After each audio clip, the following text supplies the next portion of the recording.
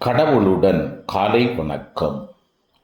புனித லூக்கா எழுதின செய்தி 6ஆம் அதிகாரம் 39 முதல் 42 வரை உள்ள இறை வார்த்தைகள்.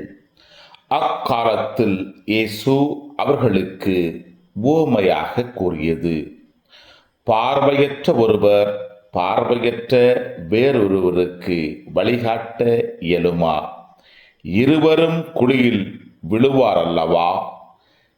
சீடர் குருவை விட மேலானவர் அல்ல, ஆனால் தேர்ச்சி பெற்ற எவரும் தம் குருவைப் போல் இருப்பர். நீங்கள் உங்கள் கண்ணில் இருக்கும் மரக்கட்டையை பார்க்காமல் உங்கள் சகோதரர் அல்லது சகோதரியின் கண்களில் இருக்கும் துரும்பை கூர்ந்து கவனிப்பதேன்?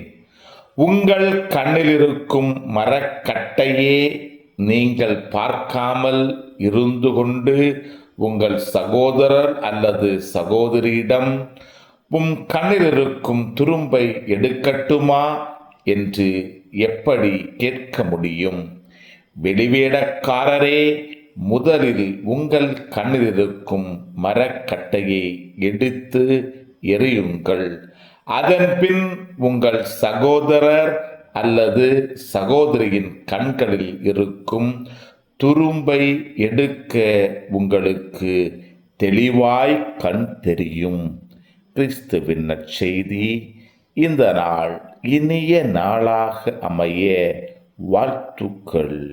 பல பல பல புதுமைகள், பெருமைகள், இனிமைகள் இறங்கிய நல்ல நாள், ஒரு நல்ல நாள், நம் தேவன் தந்த நாள். இது நல்ல நாள், ஒரு நல்ல நாள், நம் தேவன் தந்த நாள்.